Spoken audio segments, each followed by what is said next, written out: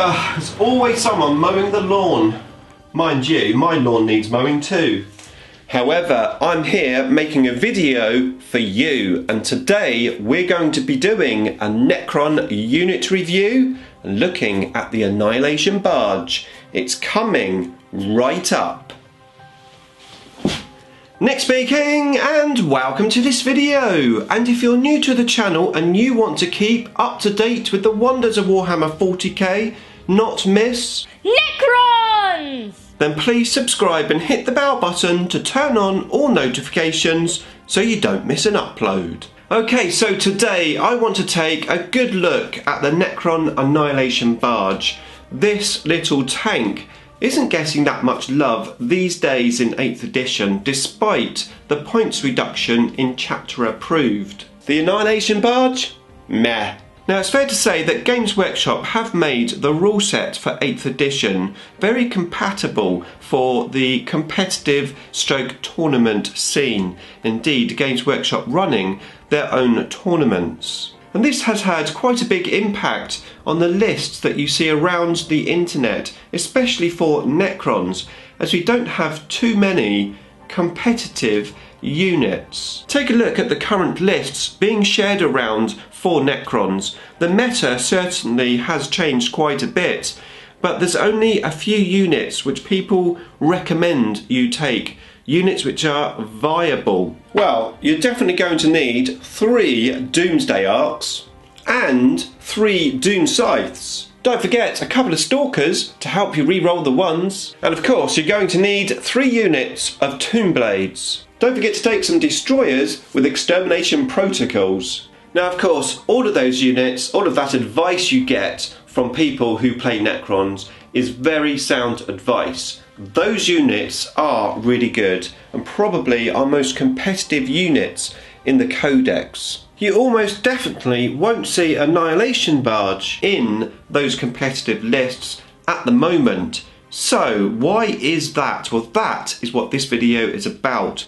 So today I'm going to have a closer look at this unit. I'm going to weigh up the positives and the negatives in a unit review and hopefully find out how we can make the Annihilation Barge work on the table. Okay, so first of all let's discuss the points of the barge. So it used to be 133 points and now it's come down to 100 points base, 33 points cheaper.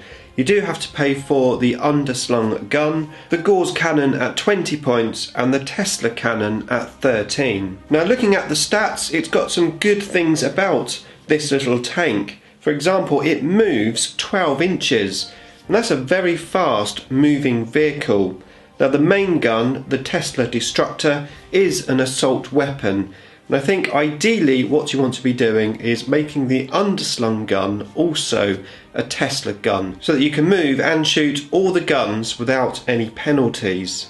Of course, if you were in the Sotek dynasty, you could take the Gauss cannon and still move and shoot it normally, so it is an option. However, I like to have the Tesla cannon underslung so that all of my hits can explode on 6s. Remember, a 6 gives you 2 extra hits. Now the weapon skill is 6+, which is understandable. It is a vehicle after all. However, it's got a 3+ ballistic skill, so it's pretty accurate when it comes to shooting. If you do get into close combat, it comes in at strength 5 and has 3 attacks. So good so far. However, now we come into some of the bad things about this little tank.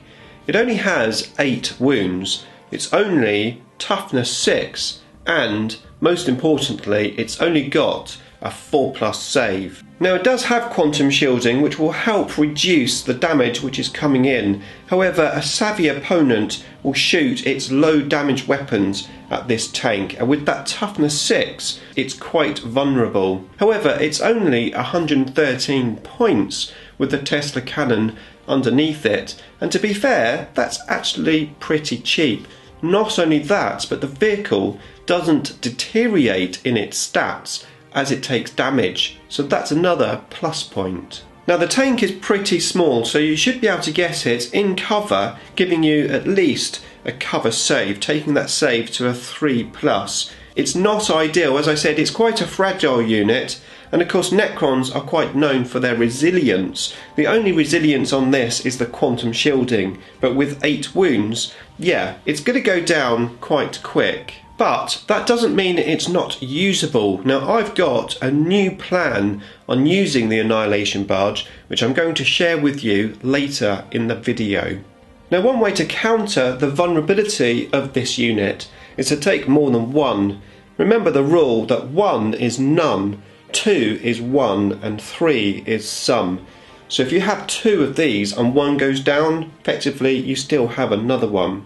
So the more the merrier. And as they're quite a cheap unit, it's quite possible to get at least a couple of these in your army. Right, let's have a look what damage it can do with its guns. So the main gun, the twin Tesla Destructor, is a 24-inch gun. Now that isn't great, but it's pretty standard for Necrons, and at least you can move 12 inches and still shoot the gun. Now the gun itself is an Assault 8, no randomness, you get straight 8 shots, and they're Strength 7. Now don't be deceived here by the strength of this gun. Strength 7 isn't actually that much different than Strength 5, and of course we can take Tesla carbines on our Immortals at Strength 5 and we get a lot of shots, also at 24 inches. However, Strength 7 is useful against some light vehicles. Any vehicle which is Toughness 6, it's ideal, and it sort of can cope with a Toughness 7 vehicle or more as well. But ideally, this little tank is for shooting infantry. It's fantastic at shooting Toughness 3 infantry, but there's not too much of that around. But with 8 shots, wounding on 3s, potentially re-rolling the 1s from a Triarch Stalker, or if you're taking the Nihilic Dynasty and not moving, and then those 6s exploding, giving you 2 extra hits. That's pretty good. Combine that with the Underslung gun, where you've got 3 more shots coming in at Strength 6, again exploding on 6s. That's a decent amount of shots coming in for the points that you're paying for the model. Yes, there's no AP, and yes, the damage is just 1.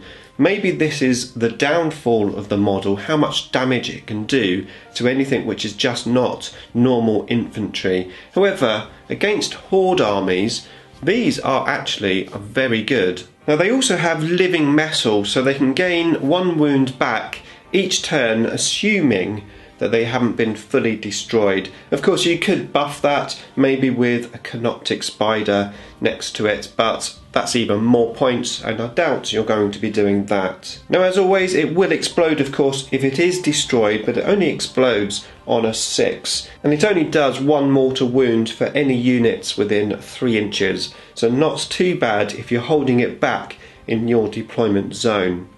Now it is a vehicle and it's got the fly special rule. That means that this guy cannot get tied up in close combat. You can easily just fall back and still shoot those nasty guns. Not only that, but they're very good in Overwatch. So if you do get assaulted, at least you have a chance of doing some damage, especially with those 6s exploding. Now in terms of dynasties, as I said, you could put these in the Nihilic Dynasty, allowing you to re-roll the 1s, but you do have to stay still. So I think ideally you'd probably be better off with these in a list where you have a Triarch Stalker.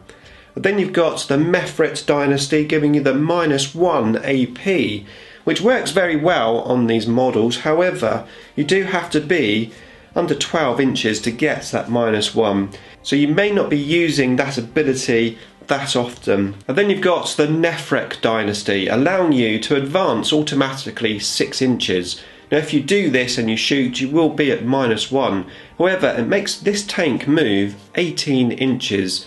And that's pretty fast and potentially means that it could be an objective scoring unit. Now of course there are other ways to help buff the shooting of these guys. So if you're in the Sotek Dynasty, you could use the Methodological Destruction Stratagem. However, of course that's 2 CPs and it's circumstantial. Now going back to quantum shielding, this is actually quite a cheap little tank to have on the table with quantum shielding to go with all of your other units.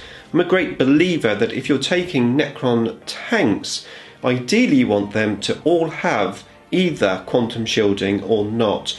You don't want to make the choice for your enemy's shooting to be too easy, i.e. those last cannons with D6 damage going into your monolith or maybe your vault, and then your lower damaged D3 damage guns going into your quantum shielding tanks. If you've only got quantum shielding tanks on the table, then they'll have no choice to shoot those last cannons at those tanks. Then quantum shielding becomes very powerful. Now, of course, you could use a stratagem to help with those quantum shielding saves if you've got enough command points left and if you think it's worth it. Now, arguably, 8th edition isn't about melting armour, it's about board control and taking objectives. And potentially the Annihilation Barge with its fast movement has the ability to help you do that. However, it is true that we've got other units that are able to do this role and are more survivable, like Tomb Blades for example. And you can easily see when you look at units like Tomb Blades why everyone just says meh to when it comes to Annihilation Barges. Tomb Blades are great, they're fast moving, they've got a lot of shots, they're good at screening some of our units and taking objectives. It's understandable why people take Tomb Blades. When you look at an Annihilation Barge, especially compared to some other units and weapons around, the assault cannon, for example, from Space Marines went up to 12 shots and it has an AP. However, the Annihilation Barge has sort of stayed level to where it was. It used to be very good, but now it isn't amazing. However, I think we have to look way past the shooting ability of this tank. That is where I think I've come up with a little plan on how we can use these and get the most out of the unit. The gun is very nice, but I think if you just sit there and try to shoot the gun, it's going to go down very quickly. However, what about the option of being more aggressive with the unit and not using it as a shooting tank? So what you would do is on turn 1 you would charge this thing forward right in front of your enemy's guns. Make your opponent shoot at these tanks. That gives you a lot of control over your opponent's army. Most people will shoot the closest target, and if you've got a couple of Annihilation Barges up in their face, well, they're definitely going to want to shoot them, and that means they're not shooting your other valuable, more expensive stuff. Now, if they don't destroy your Annihilation Barge that turn, well, now you can start assaulting. Assault a vehicle that can't fall back and shoot. Of course, you can. You have the fly special rule. So if you do manage to survive, you can fall back, you can shoot, you could assault to absorb the overwatch for maybe your more fragile units like Scarab Swarms that just don't like overwatch. The Annihilation Barge could become quite a big pain in the bum for your opponent. And as I said, that's why I think they would be very keen to actually shoot these tanks if you start charging them forward. And that gives you a lot of breathing space for the rest of your army to take mission objectives. I think this tactic will work very well. Add in a unit of Wraiths charging forward with their 3+ invulnerable save, and your opponent is going to have some tough choices at what to shoot at. The Annihilation Barge, not a gunboat, but a cheap, suicidal distraction unit. So let me know what you think of the Annihilation Barge in the comments box below. Have you used it and how have you got on with it?